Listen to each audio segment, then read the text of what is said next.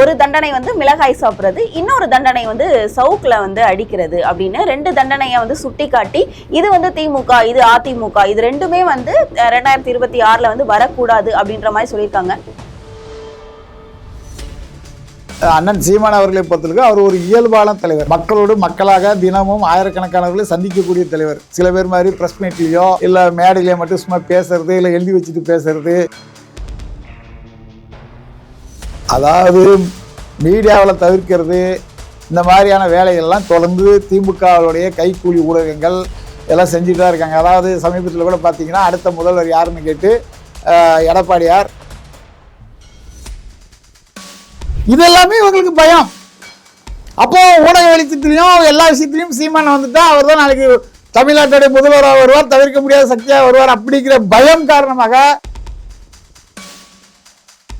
திமுகவுக்கு சொம்படிக்கிற வேலையை தான் இவங்கெல்லாம் பார்க்க. இதெல்லாம் மக்கள் பார்த்துக்கிட்டு இருக்காங்க. முந்தி மாதிரிலாம் மக்கள் கிடையாது. இப்போ 1967 திமுக ஜெயிப்பதற்கு 25% காரணம் தினத்தந்தி நாளிதழ் அப்படின்னு சொல்லி மூதறிஞர் ராஜாஜி சொன்ன வரலாறு நம்ம பார்க்கலாம். இன்னைக்கு அந்த மாதிரி சொல்லல.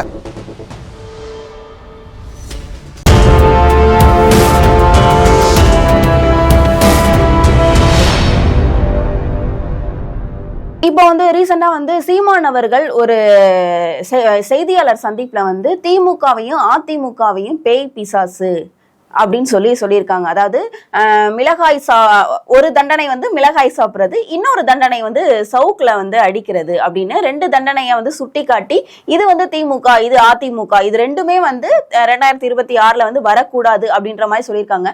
அரசியல் நாகரிகம் கருதி சீமான் அவர்கள் இந்த மாதிரியான பேச்சுக்களை வந்து தவிர்க்கலாம்ல, ஏன் அந்த மாதிரி தொடர்ந்து சமூக வெளியில வந்து இந்த மாதிரி பேசுறாங்க? அண்ணன் சீமான் அவர்களை பொறுத்தவரைக்கும் அவர் ஒரு இயல்பான தலைவர்.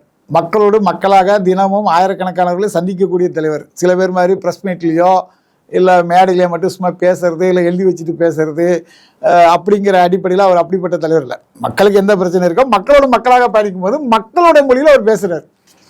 மக்களோட மொழியில பேசுறது சரி சார், வரைமுறை அப்படின்றது இல்ல. அவர் வந்து தன்னை வந்து நான் ஒரு பெரிய தலைவர் அப்படின்னு ஒரு பந்தா பண்ணிக்கிட்டு ஒரு 1000 காரில் பவனி வர்றதோ, இல்லை ஒரு பெரிய போஸ்ட், இத்தனை போஸ்டர் அடிக்கணும், இத்தனை பேனர் வைக்கணும், எனக்கு இப்படி பாதுகாப்பு கொடுக்கணும், அப்படி பாதுகாப்பு கொடுக்கணும் அப்படிங்கிற மாதிரி ஒரு பில்டப்பாக மக்களிடம் ஒட்டாத தலைவராக இருக்கிற நபராக இருந்தால் நீங்க சொல்றது சரி. அவர் மக்கள் மொழியில மக்கள் கூட வந்து வழக்கமா சந்திக்கிறாரு, பேசுகிறாரு. அப்படிங்கிற அடிப்படையில் மக்கள் மொழியில் பேசுறாரு. மக்கள் வந்து இயல்பா பேசக்கூடிய ஒரு விஷயம் தான். இதுல வந்து நாகரிகம் அப்படின்றதெல்லாம் கிடையாது. மக்கள் நீங்க போய் பார்த்தீங்கன்னா, களத்துல போய் நீங்க ஒரு மைக் எடுத்துட்டு போய் கேட்டீங்கன்னா மக்கள் எப்படிலாம் பேசுறாங்களோ அந்த மக்களுடைய உணர்வை, மக்களுடைய கருத்தை தான் இவர் வந்து எதிரொலிக்கிறார். அது சரிதான் சார், நீங்க சொல்ற விஷயங்கள் வந்து சரிதான். மக்களோட மக்களா இருந்தாதான் வந்து அவர் ஒரு இயல்பான மனிதர்ன்றதால இயல்பா இந்த மாதிரியான பேச்சுகள் வருது. இது வந்து மக்கள் எல்லாத்துக்குமே புரியும். இத வந்து அதாவது அவர் வந்து ஒரு மக்களோடு மக்களா இருக்கக்கூடிய ஒரு தலைவராக இருக்கிறதுனால அவர் இந்த மாதிரி பேசுறதுங்கிறது வந்து எல்லா மக்களுக்கும், அவர் எந்த கோணத்துல பேசுறாருங்கிறது எல்லாத்துக்கும் தெரியும்.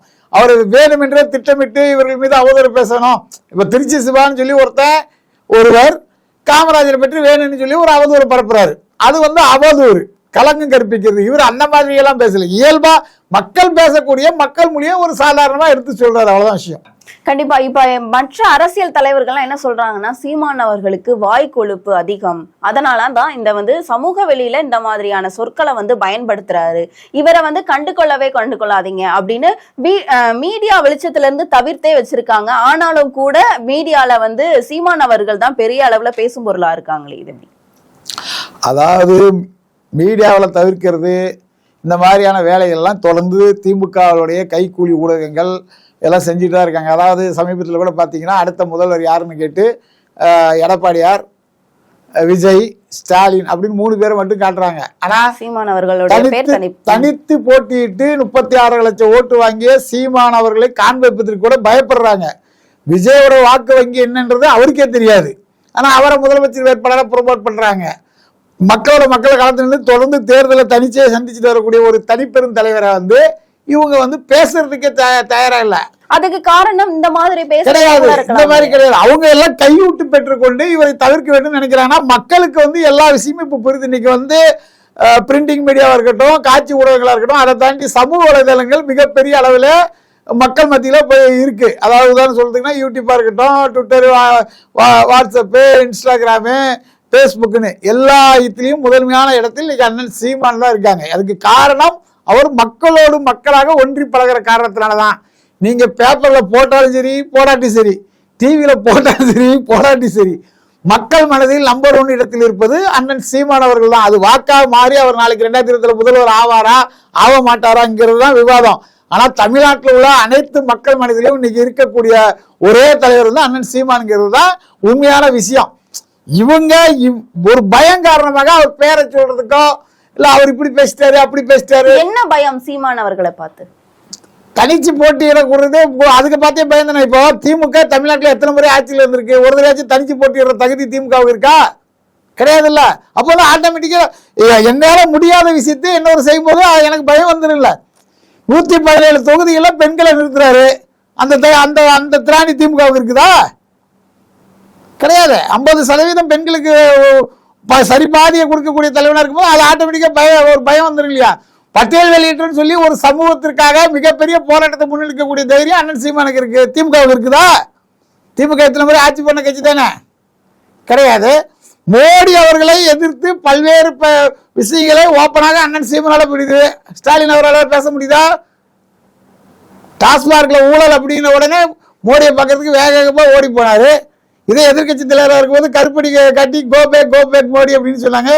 அவர் ஆளுங்கட்சியா ஸ்டாலின் ஆனதுக்கு அப்புறம் வெள்ளக்கொடி காட்டிக்கிட்டு 23ஆம் புலிகேசி மாதிரி மோடி வரவேற்ற காட்சிகள் நம்ம பார்த்துட்டு தானே இருந்தோம். அப்படி இருக்கும்போது இதெல்லாமே இவங்களுக்கு பயம். அப்போ ஊடக வெளிச்சத்திலையும் எல்லா விஷயத்திலையும் சீமான் வந்துட்டா அவர் தான் நாளைக்கு தமிழ்நாட்டுடைய முதல்வராக வருவார், தவிர்க்க முடியாத சக்தியாக வருவார் அப்படிங்கிற பயம் காரணமாக கைகாலெல்லாம் நடுங்கி போய் திமுகவினர் இந்த மாதிரியான வேலைகளை திமுகவினர் சீமான் அவர்களுக்கு ப்ரொமோஷன் தான் பண்றாங்க அப்படின்னு சொல்றீங்களா? ஆமா, கண்டிப்பா. அவரை பார்த்து பயந்து போய் தான் அவர் பேரையே உச்சரிக்கல.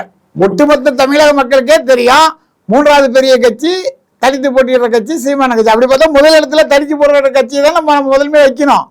அவங்க எவ்வளவு ஓட்டு வாங்கல. அதை தாண்டி 234 தொகுதியிலும் தனித்து போட்டியிடக்கூடிய ஒரே கட்சி நாம் தமிழர். திமுக 150 தொகுதியில போட்டியிடும், 125 தொகுதியில போட்டியிடும். அப்படி இருக்கிற சில கட்சிகள் அப்படி பார்த்தா முதல்ல சொல்ல வேண்டிய முதல்வர் வேட்பாளர் யாரு? சீமானவர் தானே சொல்லணும். ஆனா இவர்கள் பணத்திற்காக பல லட்சம் கையூட்டு பெற்றுக்கொண்டு தங்களுடைய காட்சி ஊடகங்களை நடத்துவதற்கு ஆளுங்கட்சியிடம் ஜாலரா எடுத்துக்கொண்டு இல்ல ஆளுங்கட்சியுடைய கேபினட் உறுப்பினர்கள் நம்மளுக்கு முதன்மையா வரணுங்கிற அடிப்படையில திமுகவுக்கு சொம்படிக்கிற வேலை தான் இவங்கெல்லாம் பார்க்க. இதெல்லாம் மக்கள் பார்த்துக்கிட்டு இருக்காங்க. முந்தி மாதிரிலாம் மக்கள் கிடையாது. இப்போ 1967 திமுக ஜெயிப்பதற்கு 25% காரணம் தினத்தந்தி நாளிதழ் அப்படின்னு சொல்லி மூதறிஞர் ராஜாஜி சொன்ன வரலாறு நம்ம பார்க்கலாம். இன்னைக்கு அந்த மாதிரி சொல்லல. இன்னைக்கு யாரு ஜெயிச்சாலும் யாரு தோத்தாலும் அதற்கு காரணம் சமூக வலைதளங்கள். முதல்வர் பிரியாணி கடையில அவர் கட்சிக்காரர் பிரியாணிக்கு சண்டை போட்டுட்டு பிடிக்கிட்டு போகும்போது மக்கள் கடுமையாக எதிர்ப்பு தெரிவித்து பிரியாணி கடைகள் ஐயா மன்னிச்சிடுங்கன்னு மன்னிப்பு கேட்ட வரலாறுலாம் நம்ம பார்க்குறோம். அதுக்கு காரணம் என்னது? சமூக வலைதளங்கள். டிவிகள் கிடையாது, பிரிண்டிங் மீடியா கிடையாது. அதனால இன்னைக்கு ஆட்சியே தீர்மானிக்கக்கூடிய இடத்தில் இருக்கக்கூடியது சமூக வலைதளங்கள். அதில் நம்பர் 1 தலைவராக இருப்பவர் அண்ணன் சீமான் அவர்கள். அதுதான், அதனாலதான் அவங்க அவர் பேரை இரட்டடி பண்றாங்க. கண்டிப்பா சமூக வலைதளங்கள் சீமான் அவர்களுக்கு எந்த அளவுக்கு கை கொடுக்குது அப்படின்றத நம்ம பொறுத்திருந்து தான் பார்க்கணும். நாம் தமிழர் ஒருங்கிணைப்பாளர் சீமான் பற்றி பல்வேறு விவரங்களை எங்களோட பகிர்ந்தமைக்கு நன்றி.